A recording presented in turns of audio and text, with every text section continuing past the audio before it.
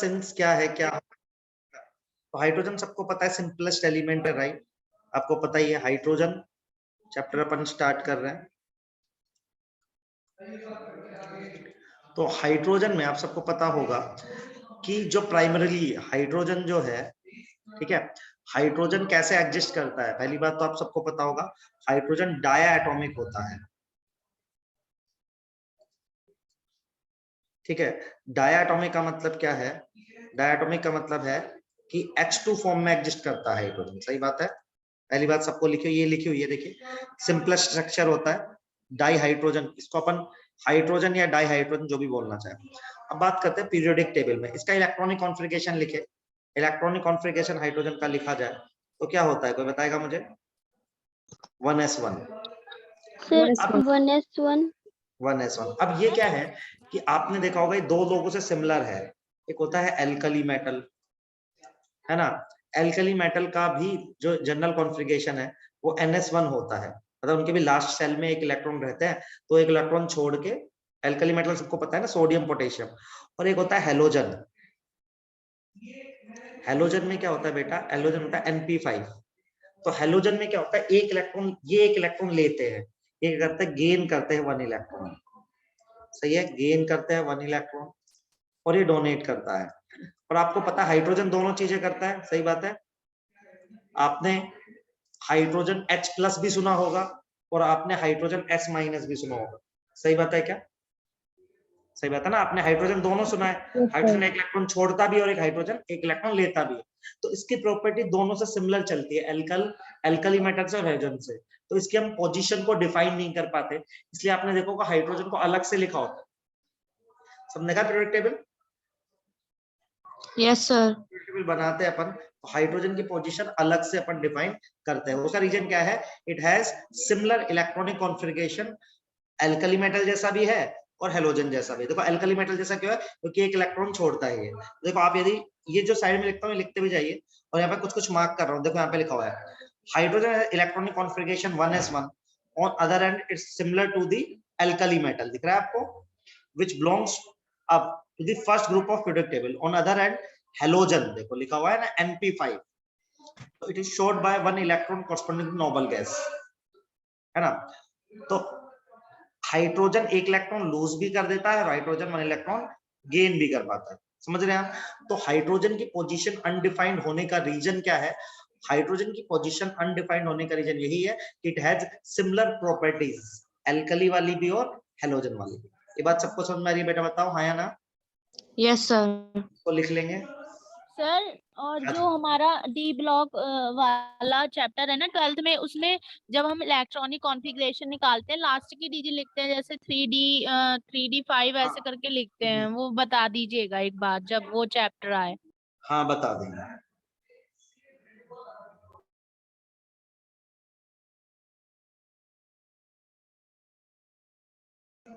Done sir. Done, चलिए sir एक minute बस।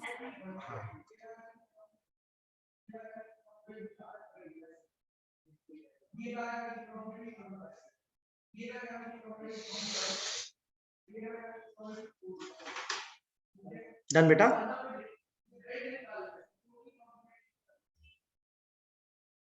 Yes sir. ओके सो अब हम बात करेंगे, तो हमने पढ़ लिया कि हाइड्रोजन की पोजीशन तो भाई अनडिफाइंड है, तो अपन ने बोल दिया, तो यहाँ पे लिखा भी है, देखो आप थोड़ा सा पढ़ देते हैं। In spite of fact hydrogen to a certain extent resembles to alkali metal, है ना, and halogen, it differ from these. और डिफर भी करता है, सिमिलर भी है, इसलिए उसकी पोजीशन को हमने यूनिक बिहेवियर के कारण उसको सेपरेट प्लेस किया गया, आपको समझ में आ गया है।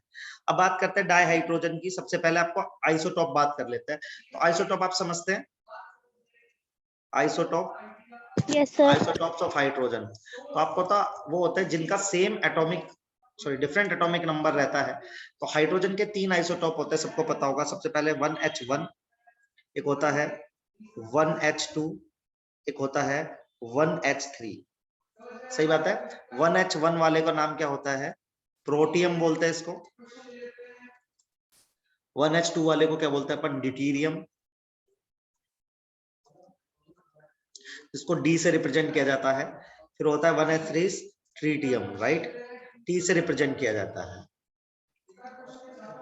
तो 3 आइसोटोप होते हैं, आपने पढ़ा होगा। तो ट्रीटियम तो यहाँ पे लिखा हुआ है 3 आइसोटोप होता है, डिफर ईच अदर। आपको पता ही है सबके एटॉमिक नंबर सेम है, ठीक है। सबसे मैक्सिमम टाइम प्रोटियम ही फाइंड आउट मिलता है हमें, ठीक है। और जो ट्रीटियम है, ये ट्रीटियम वाला जो है, ये this one, it is radio active. Radio active का मतलब समझते हैं क्या? रेडियो एक्टिव का मतलब होता है कि सर्टेन इमिशंस करता है अल्फा बीटा गामा पार्टिकल के, तो ये रेडियो एक्टिव है। तो आइसोटोप में यही होगा। इन जनरल कहीं पे भी हाइड्रोजन लिखा होता है, इन जनरल यदि हाइड्रोजन कहीं पे भी लिखा है तो अपन उसको क्या मानते हैं बेटा? प्रोटियम ही मानते हैं। हाइड्रोजन नॉर्मल लिख दोगे तो अपन 1H1 से कंसीडर करते हैं। इतनी बात समझ में आ रही है सबको बेटा? Yes, सर ये sir. आपने आइसोटोप्स ऑफ के बाद क्या लिखा है? आइसोटोप्स ऑफ हाइड्रोजन लिखा था, पर वो आइसोटोप फिर से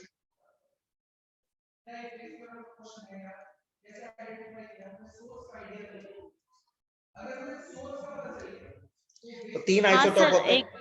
हाँ, ये सर एक बार ट्रीटिकम फिर से बता दीजिए एक बार। ट्रीटियम होता है 1H3। इसका मतलब क्या है? प्रोटॉन जो नीचे लिखा होता है दैट इज एटॉमिक नंबर।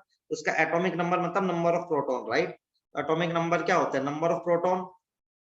तो नंबर ऑफ प्रोटॉन इसके अंदर कितने आ जाएंगे बेटा? 1 है। और ऊपर लिखा होता है मास नंबर होता है, राइट? मास नंबर क्या होता है बताओ? प्रोटॉन प्लस न्यूट्रॉन का सम। तो इसके अंदर न्यूट्रॉन कितने निकल के आ जाएंगे? 2। जो ट्रीटियम के अंदर की बात करूं। और ट्रीटियम रेडियो एक्टिव होता है। रेडियो एक्टिव का मतलब होता है, आपने सुना होगा यूरेनियम रेडियो एक्टिव होता है, सर्टेन इमिशंस करते हैं लोग, सही है। सर ये आइसोटोप मतलब same same atomic number, atomic mass. Isotope का मतलब same atomic number, different mass number.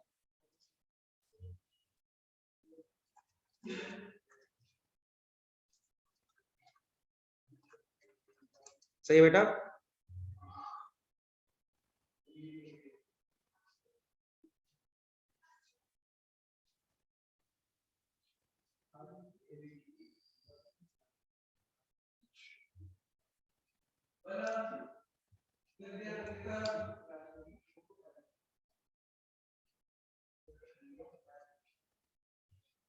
लिख लिया बेटा, आगे बढ़ सकते हैं।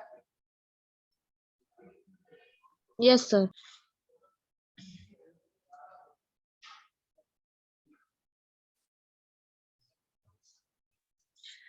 चलिए अब बात करते हैं हम सबसे पहले प्रिपरेशन, हाइड्रोजन का प्रिपरेशन कैसे करते हैं। तो 2 लेबोरेटरी मेथड है अपने पास। इसमें सबसे पहला इंपॉर्टेंट है ये वाला मेथड, तो यहाँ पे लिखूंगा इंपॉर्टेंट। तो आपको पहला मेथड पता होना चाहिए, बहुत इंपॉर्टेंट है। जिंक प्लस NaOH करेंगे तो डायरेक्ट रिएक्शन याद रखनी होती है। So it will be Na2ZnO2। आपने 10th क्लास में पढ़ी थी रिएक्शन, याद है क्या किसी को? और H2, तो ये H2 बनाने का प्रिपरेशन होता है, ठीक है। पहला मेथड ये लेबोरेटरी मेथड है, हम पढ़ रहे हैं method of preparation of H2, ठीक है। तो पहला मेथड तो यही है भाई, ठीक है। दूसरा मेथड है कि इलेक्ट्रोलाइसिस किया जाए। इसका electrolysis of water, electrolysis of water. आपने भी इलेक्ट्रोकेमिस्ट्री पढ़ा है क्या बेटा? पढ़ा है सबने? No, नहीं पढ़ा sir. होगा ना? अच्छा नहीं पढ़ा। इलेक्ट्रोलाइसिस का मतलब होता है कि अभी नहीं पढ़ा इलेक्ट्रोकेमिस्ट्री आपने? इलेक्ट्रोलाइसिस का मतलब होता है इलेक्ट्रिसिटी डालते हैं और उसको डिसोसिएट करते हैं, ठीक है। तो पानी को तोड़ोगे तो क्या मिलेगा इलेक्ट्रिसिटी से, बताओ? इलेक्ट्रोलाइसिस का मतलब होता है आप यहाँ पे करंट पास कर रहे हो। आप क्या कर रहे हो? डीसी करंट पास कर रहे हो, DC current, current electricity pass कर रहे हो। तो पानी किसमें टूटेगा? H2 plus Hydrogen. O2, Oh, oxygen. सही है। दूसरा मेथड, तीसरा मेथड बहुत इंपॉर्टेंट है। तीसरा लिखा हुआ है बाय द सोडियम, तो हाँ तीसरा मेथड लिखा हुआ है electrolysis of brine solution. Brine solution क्या होता है मैं बता देता हूँ। NaCl प्लस पानी होता है। ब्राइन सॉल्यूशन कहीं पे भी लिखा आएगा तो NaCl प्लस पानी लिखा होगा, चाहिए मुझे। उसको बोलते हैं अपन, नहीं खाना। ठीक है। तो देखिए बेटा किसकी आवाज आ रही है एक बार देख लीजिए, ठीक है। तो देखो इसमें क्या होता है, इसमें भी सेम रिएक्शन ही होती है। इस इलेक्ट्रोलाइसिस करते हैं तो पानी का रिडक्शन होता है। पानी का रिडक्शन, रिडक्शन मतलब इलेक्ट्रॉन का एडिशन होता है पानी में, और H2 गैस रिलीज होती है प्लस 2OH नेगेटिव रिलीज होता है। तो इलेक्ट्रोलाइसिस ऑफ ब्राइन सॉल्यूशन करते हैं तो पानी का रिडक्शन होता है। सर रिडक्शन एडिशन मतलब ऑफ इलेक्ट्रॉन, रिडक्शन हाँ। होता है, reduction of water, reduction of H2O, और रिडक्शन का मतलब होता है बेटा एडिशन ऑफ इलेक्ट्रॉन। और सर एडिशन ऑफ हाइड्रोजन भी तो पढ़ा था हाँ हाँ वैसे। बेटा, वो उसके इलेक्ट्रॉन के बेसिस पर रिडक्शन ऑक्सीडेशन का मतलब अलग होता है। ऑक्सीडेशन मतलब होता है आपने पढ़ा होगा, ऑक्सीडेशन मतलब होता है you can say removal of electron, और एडिशन ऑफ इलेक्ट्रॉन होता है रिडक्शन। ठीक है, वो भी होता है जो पढ़ा है, लेकिन ऑन द बेसिस ऑफ ये होता है। क्लियर बेटा? सर ये addition of oxygen electron, addition of electron, बेटा मैंने इलेक्ट्रॉन ऐड करे देखो पानी के अंदर, सही है? तो जब भी तो ओके जो सर। देखो आप बताओ, H प्लस को यदि आप इलेक्ट्रॉन खिलाओगे तो H में कन्वर्ट हो जाएगा ना, तो पानी के अंदर जो H प्लस उन्होंने इलेक्ट्रॉन खाया, इसलिए वो HH मिलके H2 हो गया, सही है? Yes sir. सर ये जो इलेक्ट्रोलाइसिस की ये जो इक्वेशन आई है नीचे आपने रेड कलर में लिखी है, इसके बाद वाली है ग्रीन वाले के बाद? हाँ, ये इसके अंदर इलेक्ट्रोलाइसिस ऑफ ब्राइन सॉल्यूशन में H2 कैसे बनता है वो बताया है। H2 को बनाने के तरीके सीख रहे हैं ना अपन। Yes sir. सर एक बार इलेक्ट्रोलाइसिस बता दो। इलेक्ट्रोलाइसिस होता है इलेक्ट्रिसिटी से किसी भी कंपाउंड को डिसोसिएट करना बाय पासिंग द इलेक्ट्रिसिटी। तो जब आप पास करते हो ना, ऑक्सीडेशन और रिडक्शन होता है, ठीक है? किसी चीज का ऑक्सीडेशन होता है, किसी चीज का रिडक्शन होता है। ऑक्सीडेशन का मतलब होता है इलेक्ट्रॉन का रिमूव होना, रिडक्शन का मतलब होता है इलेक्ट्रॉन का ऐड होना। तो during the electrolysis of brine solution, brine solution होता है Na+H2O, पानी का रिडक्शन होता है जिसकी वजह से H2 बनता है। क्लियर है? क्लियर बेटा? भी यस सर। सर आपने H2O के बाद क्या लिखा है एरो के ऊपर? DC current, DC current. Electricity.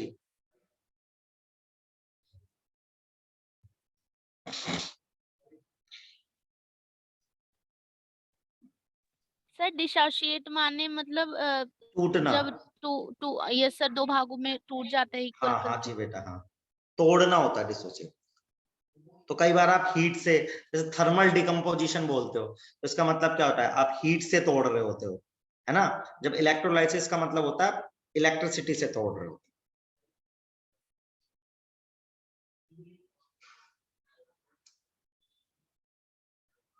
आगे बढ़े।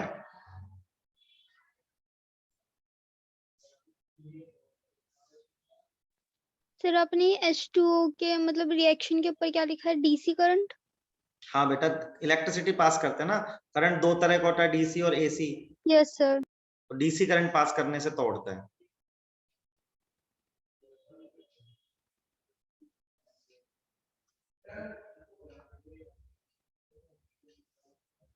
आगे बढ़ जाए। Yes sir. चलिए, अब देखो एक इंपॉर्टेंट चीज ये है आपको याद रखनी है कि ये आपने सबने पढ़ा होगा। देखो ये पता होना चाहिए, नोट डाल लो आप अपनी कॉपी में। तो एक तो आपको वाटर गैस पता होनी चाहिए, ठीक है? वाटर गैस क्या होती है, बहुत इंपॉर्टेंट है। तो वाटर गैस क्या होती है? CO+H2। देखो यहाँ पे लिखा भी हुआ है, the mixture of CO and H2 और water gas as mixture of CO H2 use for synthesis of methanol hydrocarbon.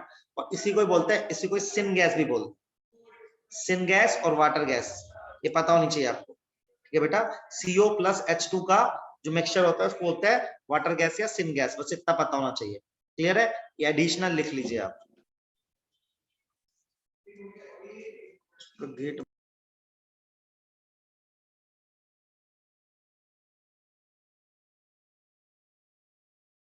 हाँ बेटा, ये लिखा आपने? Yes sir. इसके बाद Yes, तक sir. Physical property.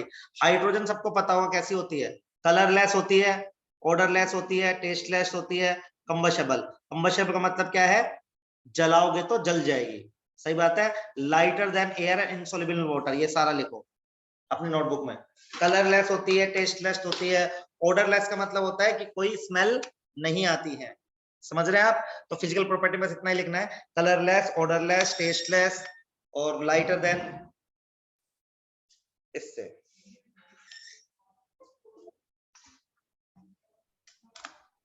इसमें डाइहाइड्रोजन लिखा है, मतलब H2 के बारे में H2 के बारे में पढ़ रहे बेटा पूरा, properties of that। अभी H2 को ही पढ़ रहे हैं, सही है? भी मेरा पेन भी आ गया। H2 के बारे में पढ़ रहे हैं अपन पूरा, लिखा आपने?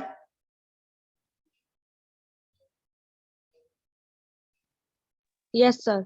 ये तो छोटा सा है, ये तो आपको पता भी है ना पहले से यार, खुशबू थोड़ी ना आती है हाइड्रोजन में से। Yes sir.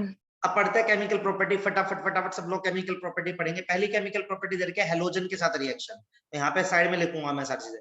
Reaction with halogen, ठीक है। हेलोजन सबको पता है क्या होते हैं। यदि आप H2 को हेलोजन के साथ मिक्स करेंगे, H2 + X2 करेंगे, तो क्या बनता है बेटा? HX बनता है। HX को बोलता है हाइड्रोजन हैलाइड। क्या बोलता है अपन इसको? Hydrogen halide. पता नहीं समझ में सबको? कोई दिक्कत किसी को? नो सही सर। भाई, सिंपल सी रिएक्शन है, तो किसी को मेरे हिसाब से कोई दिक्कत ही नहीं होगी। फिर रिएक्शन विद ऑक्सीजन, H2 की रिएक्शन विद ऑक्सीजन क्या होगा? बचपन से पढ़ते आ रहे हो, H2 + O2। अरे ये तो बता दो यार, क्या बनता है? H2O। ये तो सबको आता है। Yes sir. ठीक है, तीसरी रिएक्शन, ये लिखते जाना जो मैं इधर लिख रहा हूँ। रिएक्शन वैसे कोई पूछेगा नहीं, बहुत ही आसान है। रिएक्शन विद नाइट्रोजन, अच्छा नाइट्रोजन के साथ रिएक्शन करते हैं तो नाइट्राइड बनता है। लेकिन आपको पता हो, ये बचपन से पढ़ो, N2 + थ्राइस ऑफ H2 क्या बनता है? याद है? Harbour process.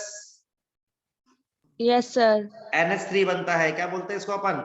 अमोनिया। क्या अमोनिया। बोलते हैं आप इसको? अमोनिया। अमोनिया। इसमें Fe कैटालिस्ट होता है, ये भी लिख लो। और इस प्रोसेस को हार्बर प्रोसेस भी बोलते हैं। कोई दिक्कत किसी को? इजी है ना भाई एकदम? Yes sir. अच्छा, फोर्थ, रिएक्शन विद मेटल, इसलिए एनसीईआरटी से पढ़ा रहा हूं, बहुत आसान है। एनसीईआरटी देख के इसलिए पढ़ा रहा हूं, छूटेगा नहीं। अच्छा, हाइड्रोजन को किसी मेटल के साथ रिएक्ट करोगे तो क्या बनेगा? Metal + hydrogen, metal hydride. क्या बनेगा बेटा? Metal hydride. हाइड्राइड। हाइड्राइड। ऐसा ऑक्सीजन के साथ ऑक्साइड बनता है, ऐसा ही हाइड्रोजन के साथ क्या बनता है? हाइड्राइड बनता है। इतना क्लियर है सबको? Yes sir. बहुत ही बढ़िया। ये सारे रिएक्शन से लिख लीजिए हाइड्रोजन के। आपने N2 + 3H2 फिर एरो करके NH3 लिखा है। एरो के ऊपर सर आपने आयरन वो क्या Fe लिखा, है? Fe iron iron. कैटालिस्ट होता है बेटा। ये तो तूने अभी भी पढ़ा होगा ना काइनेटिक्स में भी। और ये इसको अमोनिया बोलते हैं, पता ही होगा तेरे को। ये सर क्या है? तो सर इसकी प्रेजेंस में NH3 बन रहा है। हाँ जी।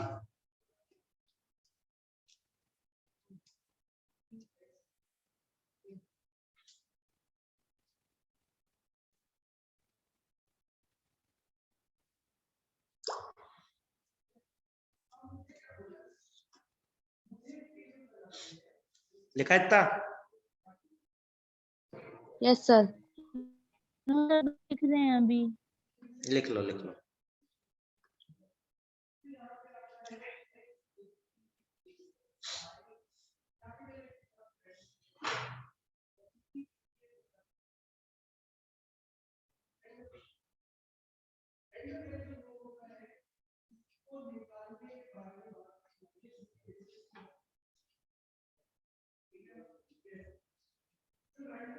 Sorry sir sorry. ये जैसे हम कैटलिस्ट लगाते हैं ऊपर, ये पता नहीं चलता, मतलब हमें कब लगाना चाहिए? बेटा लगाना नहीं चाहिए, याद करना चाहिए। ऐसे अपनी मर्जी से थोड़ी ना लगा देंगे कैटलिस्ट। सही है? तो सर ये याद करना पड़ेगा सारा। हाँ, और क्या, अपनी मर्जी नहीं चलती इसमें। अच्छा, एक रिएक्शन है बेटा एल्कीन होता है, जैसे मान लो आपके पास कोई ये बहुत इंपॉर्टेंट रिएक्शन है, आपको याद करनी पड़ेगी। बाकी सारी याद नहीं करनी थी, सिंपल है। एल्कीन समझते हो सब? यदि आप एल्कीन में CO + H2, कौन सी गैस थी अभी? ये वाटर गैस थी या सिन गैस थी? सबको पता है ना? सही है, ये वाटर गैस है। यदि आप वाटर गैस पास करते हो ना एल्कीन में, ऑर्गेनिक की रिएक्शन है, तो ये एल्डिहाइड में कन्वर्ट हो जाती है। किस में कन्वर्ट हो जाती है ये? एल्डिहाइड। किसमें कन्वर्ट हो जाएगी? एल्डिहाइड। और फर्दर यदि एल्डिहाइड में आपने हाइड्रोजन, यदि आपने पढ़ा होगा एल्डिहाइड को रिड्यूस करते हैं तो एल्कोहल्स बनते हैं। नहीं पढ़ा है तो अभी पढ़ लीजिए, ठीक है? याद रखना, मैं बता देता हूँ। एल्कोहल जो होता है ना, उसको ऑक्सीडाइज करते हैं, ठीक है? यहाँ पे लिख देता हूँ, ये आपको ऑर्गेनिक में काम आएगा। जितने भी एल्कोहल है उनको यदि आपने ऑक्सीडाइज कर दिया, मतलब ऑक्सीडेशन किया उनका, तो एल्कोहल के ऑक्सीडेशन से पहले बनता है एल्डिहाइड। कोई बता सकता है एल्डिहाइड के ऑक्सीडेशन से क्या बनता है? एल्डिहाइड के ऑक्सीडेशन से क्या बनता है बेटा? इससे फर्दर क्या बनेगा? Carboxylic acid. और इसका उल्टा भी है। उल्टा मतलब रिडक्शन करोगे बबीता कीटोन नहीं बनेगा बेटा। हाँ, इसका उल्टा मतलब यदि कार्बोक्सिलिक एसिड को रिड्यूस कर दिया आपने तो बनेगा एल्डिहाइड, और एल्डिहाइड को रिड्यूस कर दिया तो क्या बनेगा? एल्कोहल। सही है, देखो मैंने ये यूज करा है, ये मेरा एल्डिहाइड है बेटा, एल्डिहाइड को रिड्यूस करने पे क्या बन गया मेरा? एल्कोहल। क्लियर है?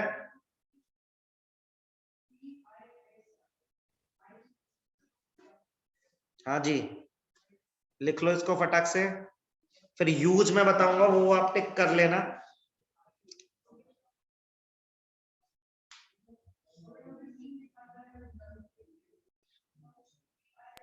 सर अगर कार्बोक्सिलिक एसिड को रिड्यूस करेंगे तो एल्डिहाइड मतलब सेम मतलब सेम चल रहा है ना, उल्टा भी? हाँ मतलब और क्या, ऑक्सीडेशन का जस्ट रिवर्स होता है ना रिडक्शन बेटा। Yes sir.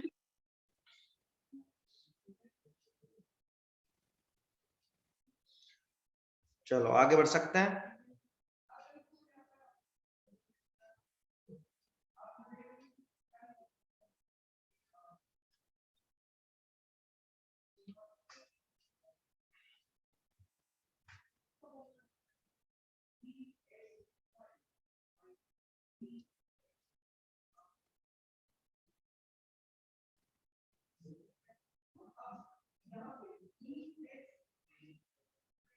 आपसे जो आपके एग्जाम होते हैं उसमें केमिस्ट्री सोल्व हो पा रही है नहीं हो पा रही है?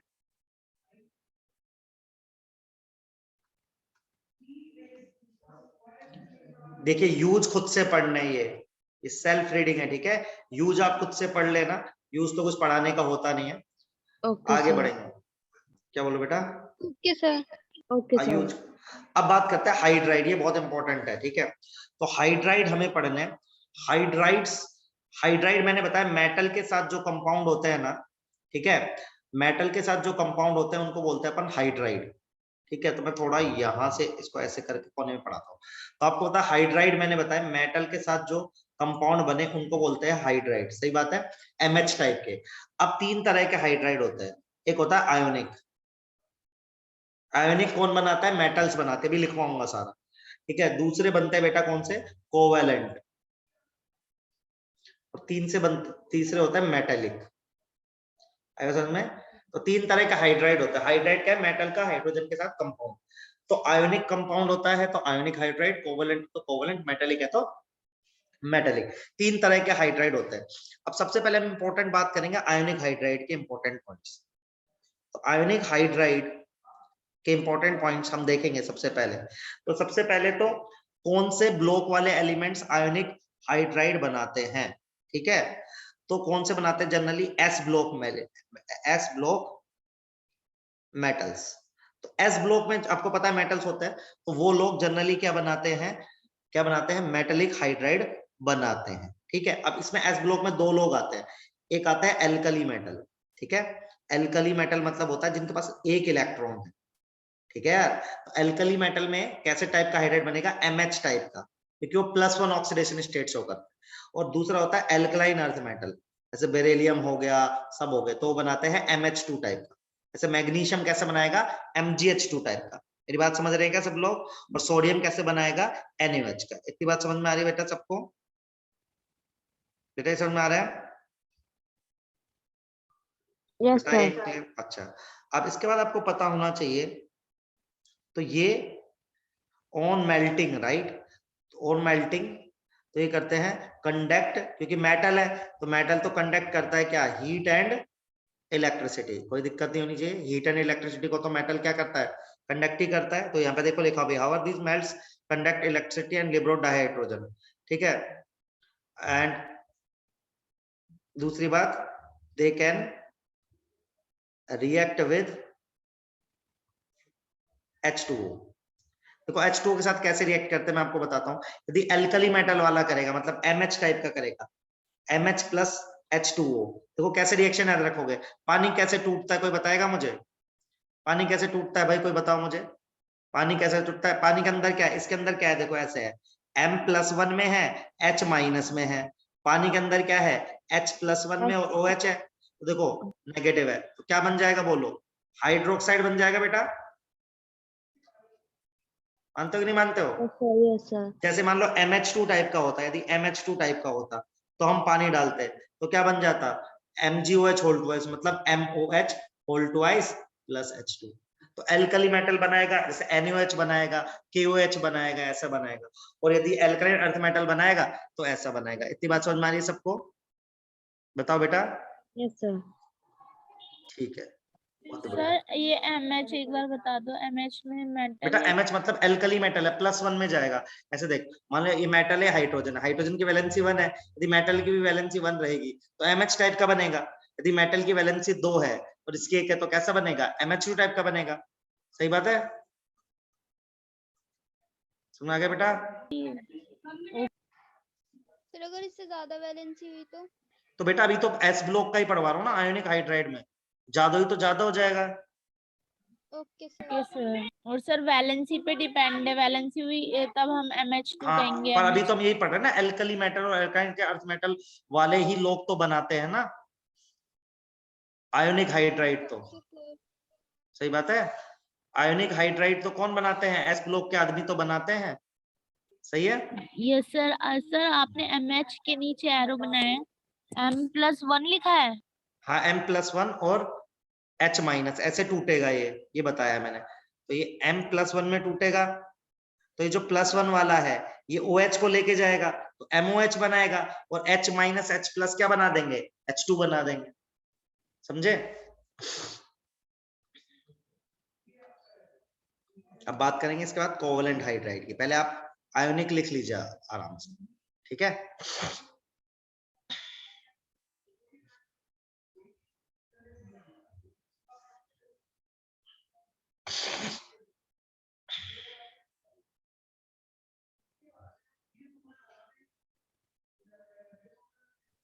सर जो OH में ब्रेक हुआ है वो MOH बनाएगा और जो H माइनस में हुआ वो H2 बनाएगा।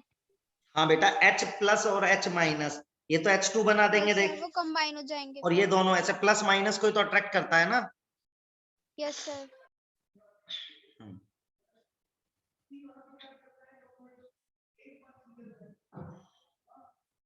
पढ़ा दूं covalent hydride? Yes, sir. Yes sir. Covalent का एक नाम मोलिकुलर हाइड्राइड भी दे रखा है, तो दोनों ही लिख लेना नोटबुक में, कभी कंफ्यूज हो जाओ बाद में। ये बहुत आसान है एकदम।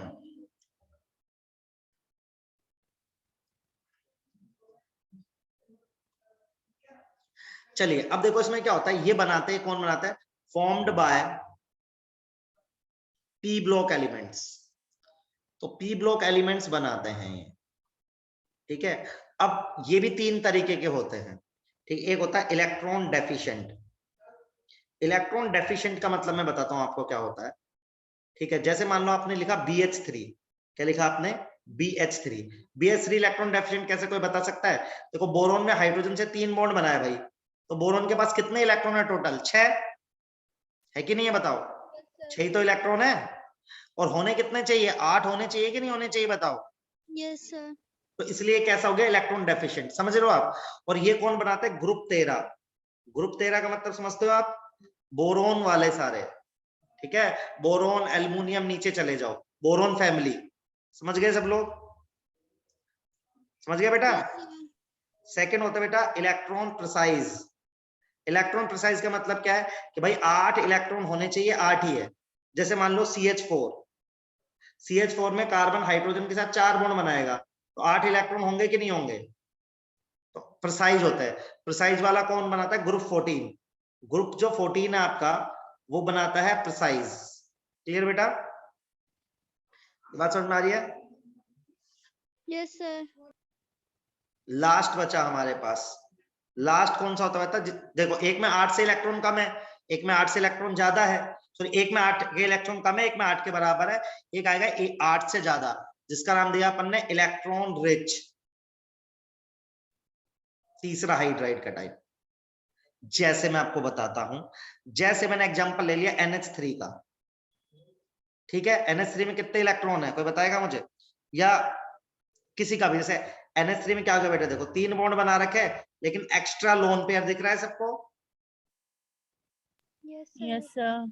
तो ये बनाते देखो 13 वाले बनाएंगे इलेक्ट्रॉन डेफिशिएंट, ये इलेक्ट्रॉन प्रिसाइज, और 15 से 17 जो ग्रुप बचा, 18वां तो रिएक्टिव होता ही नहीं है ना, नोबल गैस है, तो 15 से 17 वाले लोग बनाते क्या है, इलेक्ट्रॉन रिच। समझ गए सब? तो कोवेलेंट हाइड्राइड कौन बनाते हैं पता होना चाहिए, पी ब्लॉक के एलिमेंट्स बनाते हैं। 3 तरह के होते हैं, इलेक्ट्रॉन डेफिशिएंट, इलेक्ट्रॉन प्रिसाइज और इलेक्ट्रॉन रिच। सही बेटा, समझ में आ गया सबको? Yes sir sir. एक बार ठीक है। डेफिशिएंट वाला बता दो। डेफिशिएंट देख, जैसे बोरोन के साथ 3 बॉन्ड बना रहा है कोई आदमी, तो बोरोन ने हाइड्राइड बनाया, तो बेटा एक बॉन्ड में 2 इलेक्ट्रॉन 2 इलेक्ट्रॉन 2 इलेक्ट्रॉन 6 इलेक्ट्रॉन हुए ना टोटल। यस होने सर। कितने चाहिए, 8 होने चाहिए ना, तभी तो कोई ऑक्टेट रूल सर। पढ़ा है ना तूने, ऑक्टेट, तो ऑक्टेट रूल ही नहीं फॉलो किया इसने। ठीक है, आगे समझ बेटा, ओके सर। लिख लीजिए। फिर बढ़ेंगे, लास्ट वाला मेटेलिक वाला बचा है, उसको अगले पेज पे पढ़ लेंगे। और सर ये नाइट्रोजन के ऊपर जो लोन पेयर है, एक लोन पेयर है यहाँ पे, तो जिसके ऊपर भी तो लोन पेयर सर हो वो इलेक्ट्रॉन रिच हो जाएगा। जैसे H2O एग्जांपल ले ले बेटा, H2O भी हाइड्राइड ही तो एक तरह का ऑक्सीजन, जब हाइड्रोजन के साथ रिएक्शन करता है। सही है,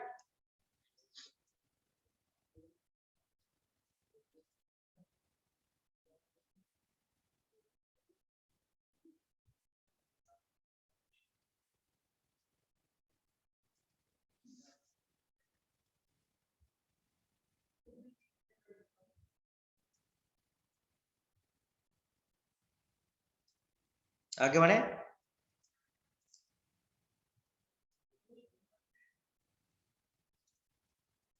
यस सर। Yes sir.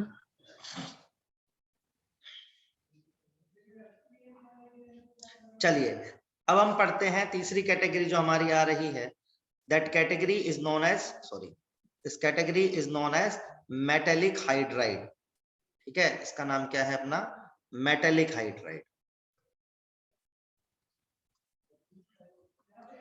तो मेटेलिक हाइड्राइड क्या है, कौन बनाता है, पहले बताना चाहिए। Formed by D block and F block elements. तो डी एंड एफ ब्लॉक के एलिमेंट्स बनाते कौन से हैं, ये हाइड्राइड बनाते हैं। ये नॉन स्टाइकोमेट्रिक रहते हैं।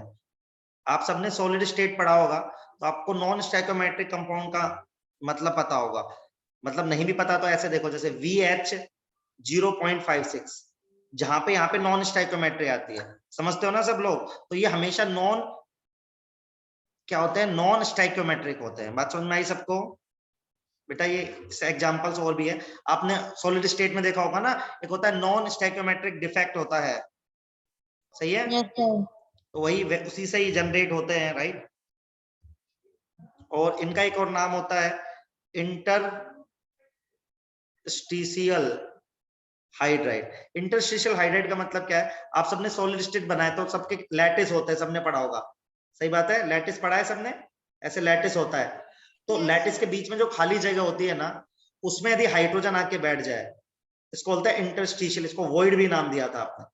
तो वॉइड में आके हाइड्रोजन बैठ जाए, तो उससे जो हाइड्राइड बनेगा ना, that hydride is known as interstitial hydride. आई बात समझने सबको? Yes sir. Yes sir. ठीक है बेटा, इसको लिख लीजिए, बस इतना ही करना है। उसके बाद पानी को पढ़ते हैं, वाटर को स्टार्ट करते हैं।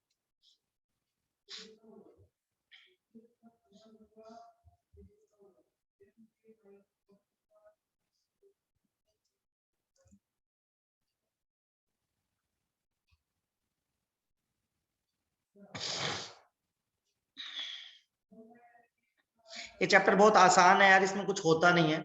इस चैप्टर को सिर्फ एनसीईआरटी से पढ़ना होता है, इसमें कुछ खास नहीं होता है, क्योंकि और क्वेश्चन भी इसमें से कब एक आता है मान के चलिए, वो भी बहुत रेयर है, कभी कभी नहीं भी आता है।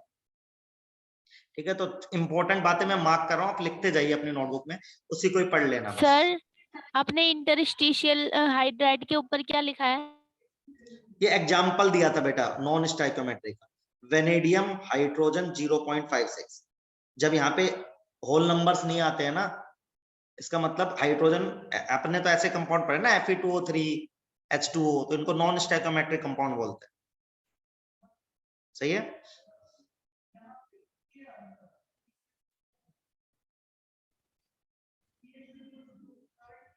आगे बढ़े।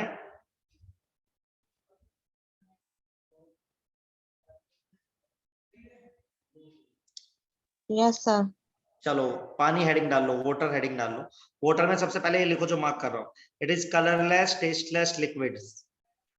सबको पता होगा ये, इसको तो मुझे पढ़ाने की जरूरत नहीं है एटलीस्ट। सही है? अरे पता है यस ना सर। सबको, यस कलरलेस सर। टेस्टलेस होता है। Yes sir. अच्छा, फिर एक बात सबको पता होगी, इसका पानी में स्ट्रॉन्ग हाइड्रोजन बॉन्डिंग होती है, सबको पता है? Yes sir. तो ये लिखो, देखो, it has high freezing point, boiling point, high heat of vaporisation, high heat of fusion. इन सब का रीजन क्या है बेटा? इन सब का रीजन है स्ट्रॉन्ग क्या? Hydrogen bonding.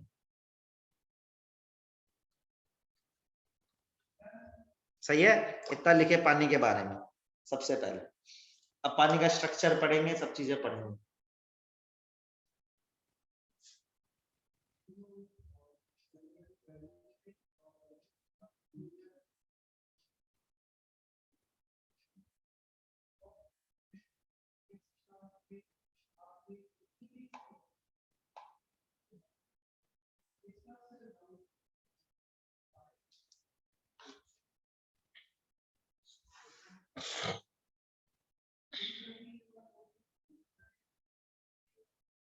बेटा पानी टेस्टलेस, टेस्टलेस का मतलब है बेटा, यदि मिनरल्स हटा देना बेटा, सब कुछ हटा दे, तो पानी का टेस्ट तो सेम ही आएगा, टेस्टलेस होता है पानी। और बीता उसमें एडिशन होता है। हम प्योर पानी की बात कर रहे हैं, जो तुम देखते हो सोल्टेड होता है, उसमें किसी ना किसी तरह के सॉल्ट होते हैं ना।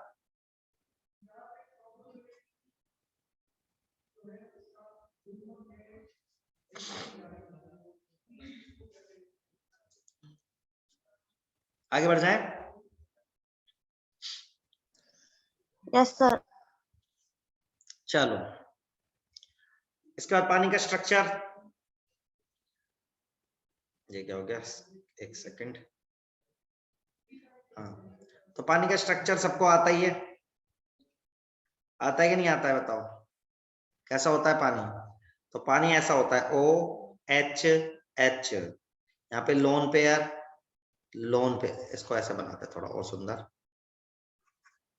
कि पानी का स्ट्रक्चर होता है बेटा ओ एच एच, यहाँ पे भी लोन पेयर आता है, यहाँ पे भी लोन पेयर आता है। सही है? तो इसमें हाइब्रिडाइजेशन होता है पानी का sp3, शेप होती है इसकी बेंट शेप होता है पानी। सही बात है? और इसका जो एंगल होता है वो कितना होता है? 104.5। वैसे कितने का होना चाहिए था? 109.28 का होना चाहिए था, लेकिन पानी ये लोन पेयर इसको रिपेल करते हैं, जिसकी वजह से इसका एंगल क्या हो जाता है? छोटा हो जाता है। सही है? सही है भाई? Yes sir. ठीक। अब यदि पानी का स्ट्रक्चर देखें, जब इन सॉलिड स्टेट पानी का स्ट्रक्चर कैसा होता है यदि आप सबको बताऊं, तो पानी कुछ इस तरह का स्ट्रक्चर रखता है। जैसे मान लो एक पानी बनाते हैं और हाइड्रोजन बॉन्डिंग करके दिखाते हैं, है ना? है ना? एक सेकंड। तो पानी में हाइड्रोजन बॉन्डिंग कैसे होती है? ऐसे होती है कुछ। तो मान लो एक और वाटर मॉलिक्यूल है, तो ऐसे हाइड्रोजन बॉन्डिंग हो जाएगी। इधर भी मान लो एक और वाटर मॉलिक्यूल है, तो ऐसे हाइड्रोजन बॉन्डिंग हो जाएगी। इधर भी एक और हाइड्रोजन मॉलिक्यूल है, तो ऐसे हो जाएगी। तो एक और मॉलिक्यूल है, तो ऐसे हो जाएगी। सही बात है? तो ये 3D स्ट्रक्चर है इसका। और इस 3D स्ट्रक्चर में आप सबको पता है ना कि स्ट्रॉन्ग हाइड्रोजन बॉन्डिंग के कारण ये देखो जगह खाली बच जाती है। सबको दिख रही है? स्पेसिंग बोल रहे हैं इसको। क्या बोलते हैं अपन इसको? Yes sir. स्पेसिंग। स्पेसिंग बढ़ने से क्या होता है बेटा? देखो डेंसिटी होती है मास बाय वॉल्यूम, तो स्पेसिंग होती है ना, जिसकी वजह से वॉल्यूम बढ़ जाता है। वॉल्यूम बढ़ने से डेंसिटी क्या हो जाती है? कम। सबको पता है ना बर्फ पानी पे क्यों तैरती है? तो H2O सॉलिड जो होता है उसकी डेंसिटी H2O लिक्विड से कम होती है, ये सबको पता है। जो बर्फ होती है ना, देखो बर्फ पानी पर क्यों तैरती है? कोई चीज पानी पे क्यों तैरती है? इसलिए तैरती है क्योंकि उसकी डेंसिटी पानी से कम होनी चाहिए। लकड़ी पे पानी पे से तैरती है। तो आइस जो होती है ना, वो वाटर सरफेस पे इसलिए तैरती है क्योंकि हाइड्रोजन बॉन्डिंग के कारण देखो स्पेस बच जाता है, खाली स्पेस। ये खाली स्पेस से वॉल्यूम बढ़ता है, वॉल्यूम बढ़ने से डेंसिटी कम हो जाती है। इसलिए बर्फ की डेंसिटी, मतलब आइस की डेंसिटी वाटर से, लिक्विड से क्या होती है? कम। क्लियर है क्या? वैसे सॉलिड की डेंसिटी हाई होती है ना यार, इन जनरल क्या होता है, सॉलिड की डेंसिटी हाई होती है, लिक्विड की कम होती है, Yes, लेकिन sir. पानी के केस में उल्टा होता है। उसका रीजन क्या है? Hydrogen bonding. क्लियर है? कौन कर रहा? बैटरी चला ली 400-500 मिनट कितने हो जाते हैं? मुझे क्या पता कि पहले कितने बार सर ये आपने स्ट्रक्चर के नीचे क्या लिखा है, जो व्हाइट कलर का व्हाइट पहला स्ट्रक्चर बना है? बेटा ये तो लिखा बैंड शेप थी, पानी के एस पे थे हाइब्रिडाइजेशन लिखा है। नहीं सर, बैंड के बैंड के पहले तो कुछ नहीं लिखा, ये पहले क्या लिखा है? एंगल लिखा था 104 डिग्री का, 104.5 डिग्री का एंगल है। ठीक है, फिर ये लिखा है कि पानी में हाइड्रोजन बॉन्डिंग होती है, जिसकी वजह से स्पेस बढ़ जाता है, वॉल्यूम बढ़ जाता है, डेंसिटी कम हो जाती है, इसलिए आइस की डेंसिटी पानी से कम होती है, लिक्विड से कम होती है। आगे बढ़ जाऊं? Sir 1 minute.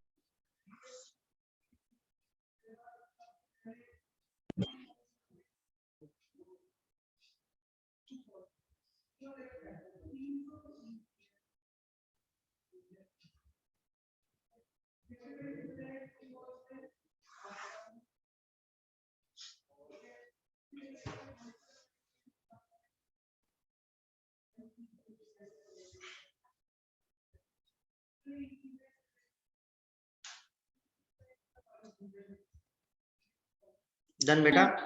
सर ये जब हम ये स्ट्रक्चर बनाएंगे, जैसे हाइड्रोजन का है तो लोन पेयर हम खुद लगाएंगे, क्योंकि 8 होते हैं, जब बच जाते हैं तो लोन पेयर लग जाएगा ना हाँ उससे? बेटा, वो तो तूने केमिकल बॉन्डिंग में पढ़ा है ना, उससे निकाल भी सकती है। याद है मैंने बताया था Ab2L2 ऐसे करके, तो इसका जो टाइप आएगा वो Ab2L2 आएगा।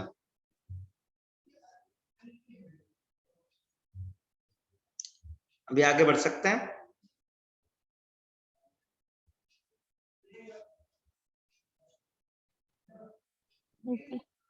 Yes, sir. चलिए फटाफट करते हैं अपन। अब पानी के रिएक्शंस पढ़ लेते हैं। पानी का नेचर कैसा है? पहली बात, नेचर ऑफ वाटर। तो नेचर ऑफ वाटर कैसा बेटा? एम्फोटेरिक है। नेचर ऑफ वाटर कैसा है? एम्फोटेरिक। एम्फोटेरिक का मतलब समझते हैं आप? एम्फोटेरिक का मतलब पानी एसिड भी है और क्या है? बेस भी है। सही बात है, आपको पता ही होगा ये तो, क्योंकि पानी H+ भी देता है और पानी क्या देता है? OH भी देता है। सही बात है, सबने पढ़ी है भाई? अरे सबने पढ़ा है, नहीं पढ़ा है? पानी एम्फोटेरिक होता है। सही है। नेक्स्ट, दूसरी रिएक्शन आपको गिवन है, देखो यहाँ से मैं देख देख के पढ़ा रहा हूँ। ये पानी का नेचर बता दिया सबसे पहले आपको छोटी सी बात में। ठीक है, दूसरा बात अपन को दे रखे रिएक्शन। तो रेडॉक्स रिएक्शन कहते हैं, पानी की आपने पढ़ाई है, NaOH Na+H2O सबको पता ही है क्या होता है, अभी तो पढ़ाया था, याद है? थोड़ी देर पहले पढ़ाया है, मेटल प्लस H2O। सही बात है, ये भी आपको पता ही होगा। फिर हाइड्रोलिसिस रिएक्शन, हाइड्रोलिसिस पता होना चाहिए। देखो हाइड्रोलिसिस का मतलब क्या होता है? पानी का जुड़ना। हाइड्रोलिसिस मतलब होता है, मान के चलिए, addition of water. Addition of water जब भी होता है ना, तो उसको बोलते हैं अपन हाइड्रोलिसिस। जैसे मान लो आपके पास है P4O10, उसमें पानी डाल दिया, तो हमें पता है फॉस्फोरस का एसिड बनेगा। कौन सा एसिड बनेगा? H3PO4। जैसे मान लो आपने डाल दिया NO2+H2O, तो हमें पता है नाइट्रोजन का एसिड बनेगा, वो क्या बनेगा? HNO3। जैसे आपने डाल दिया SO3+H2O, क्या बनेगा बोलो?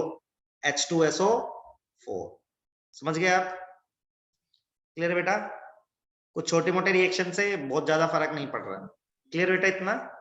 Yes, sir. Yes sir. Sir amphoteric amphoteric amphoteric का मतलब होता है, नेचर होता है acidic as well as basic. क्योंकि देख एसिड की डेफिनेशन क्या होती है? जो H+ देता है तो पानी H+ भी देता है। बेस की डेफिनेशन क्या होती है? जो OH देता है तो पानी OH भी देता है। समझे? सही बेटा? Yes sir. Yes, sir.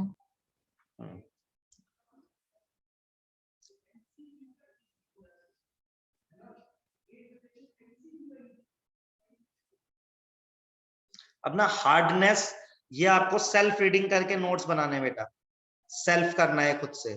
ठीक है, ये मैं कल पूछूंगा हार्ड वाटर सॉफ्ट वाटर क्या होता है, आपने पढ़ रखा है ये। ठीक है, जिसमें झाग आते हैं वो सॉफ्ट वाटर होता है, और जिसमें झाग नहीं आते वो हार्ड वाटर होता है। आपने पढ़ा है 10th में, या कभी पढ़ा है, सुना है? ये आपको खुद से पढ़ के आना है, ये खुद से पढ़ने के नोट्स में, अपने नोट्स में लिखना है इसको कि हार्ड वाटर क्या होता है, सॉफ्ट वाटर क्या होता है, हार्डनेस किससे आती है, किससे जाती है। टॉपिक आप पढ़ोगे, बिल्कुल आसान है, जो लिखा है वही पढ़ना है, कुछ एक्स्ट्रा नहीं पढ़ना है कहीं से भी। सर ठीक है, आपने P4O10 लिखा है। हाँ बेटा, फोस्फोरस का ऑक्साइड प्लस पानी तो एसिड बनता है हाइड्रोलिसिस से, ऐसे और एग्जांपल दिए।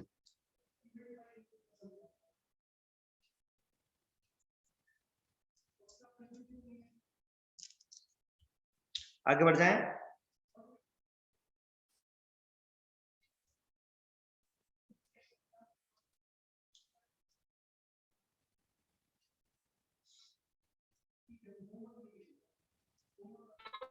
Yes, sir. चलिए, तो हार्ड वाटर सॉफ्ट वाटर आप खुद पढ़ के आएंगे बेटा। एक होती है टेम्परेरी हार्डनेस, टेम्परेरी हार्डनेस होता है सर्टेन मेथड से, आप ये पढ़ लेना पूरा, कहां तक पढ़ना, हार्डनेस वाला पूरा आपको खुद से पढ़ के आना है। ठीक है, यहां तक। अब मैं H2O2 पढ़ाऊंगा आपको सीधा, हार्डनेस खुद पढ़ के आनी है बेटा सब लोगों को। ठीक है, हार्डनेस वाला सेक्शन खुद पढ़ के आए प्लीज। तो बात करते हैं अपन H2O2 की, तो ये बहुत इंपॉर्टेंट कंपाउंड है, इसको बोलता है hydrogen peroxide, this is known as hydrogen peroxide. ठीक है, इसका स्ट्रक्चर ऐसा होता है बेटा, इसका स्ट्रक्चर कुछ होता है ऐसे, इसको ओपन बुक लाइक स्ट्रक्चर बोलते हैं। क्या बोलते हैं अपन इसको? Open book like structure. आपको बुक दिखेगी, देखो ऐसे बना दूंगा ना, देखो आपको बुक दिख रही है खुली हुई ऐसे, ऐसे किताब को खोल दिया है, दिख रहा है क्या सबको? सही है।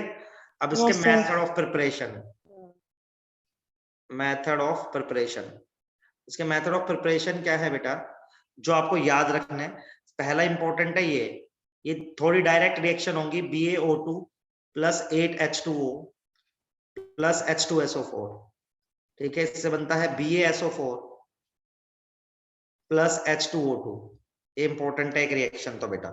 ठीक है, दूसरी रिएक्शन इंपॉर्टेंट है, आप ऐसे याद रखना, in the electrolysis of, in the electrolysis of,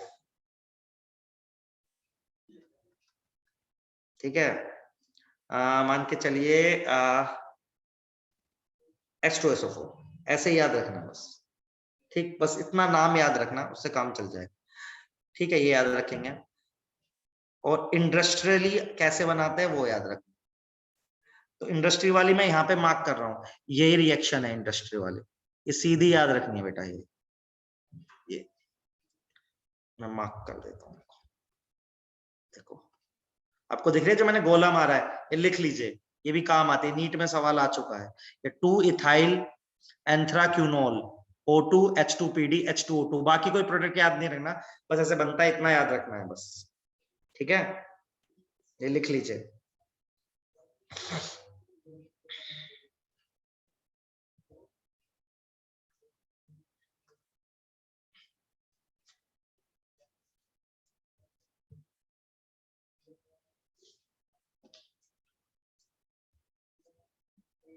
Sir, if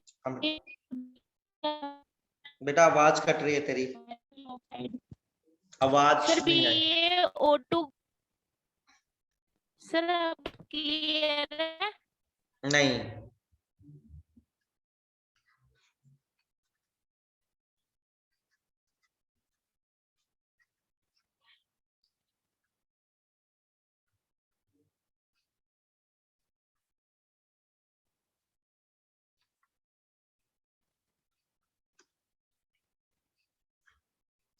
physical properties लिख लेंगे, कलरलेस लिक्विड। ठीक है, दूसरा H2O2 is miscible with water in all proportion. तीसरी लिख देंगे कि ये 10V means it contains 3% H2O2। ये 3 बातें लिखेंगे बेटा अपनी नोटबुक।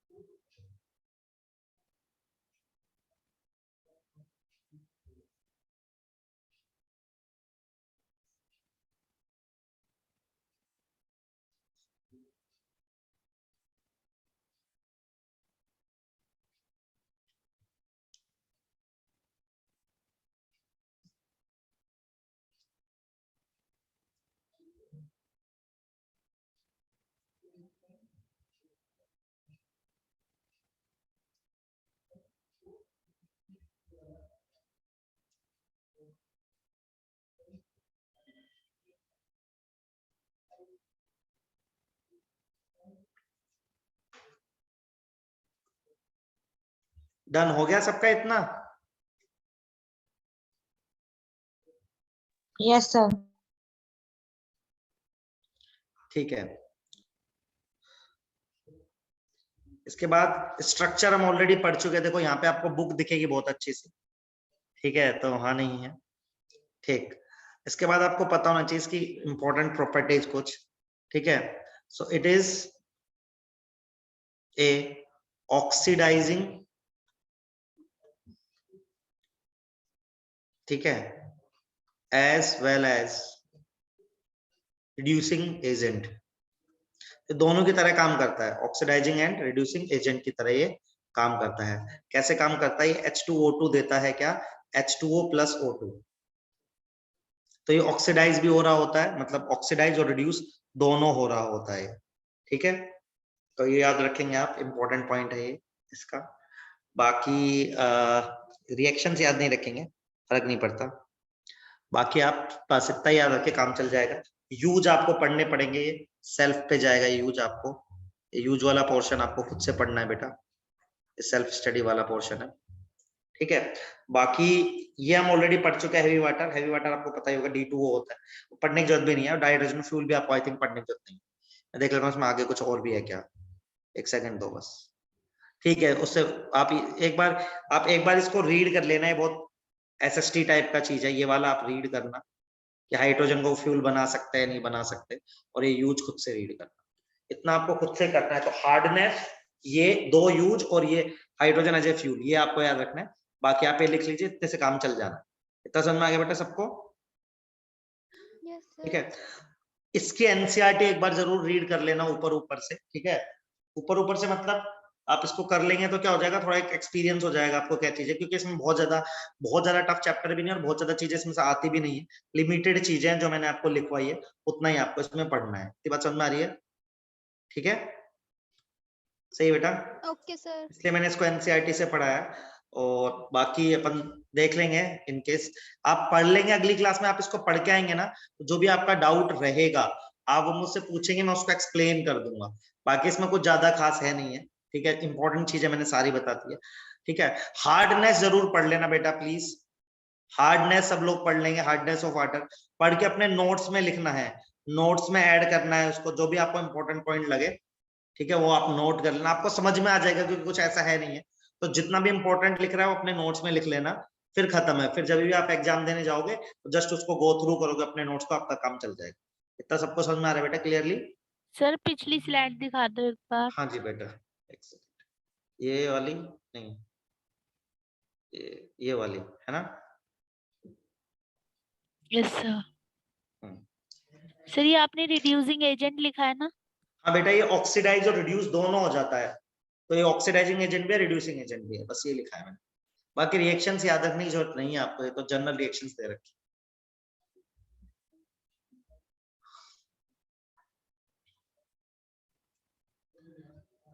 डन है बेटा इतना? यस तो सर। अब अगली क्लास से तो हम अगला ही चैप्टर स्टार्ट करेंगे, और मोस्ट प्रोबेबली ना अगली क्लास से, उससे अगली क्लास से जो आपके टर्म 2 के चैप्टर है वो मैं शायद कोशिश करूं कि वो पढ़ा दूं आपका 12th का, तो आपको सपोर्ट मिल जाए, ऐसा मैंने बोला है। Okay, sir. आपके जो आपके सिलेबस यस देखते सर हैं ना श्योर उनको मैंने, पढ़ाना। हाँ, क्योंकि मुझे उन्होंने बोला था सजेशन देने के लिए, तो मैंने यही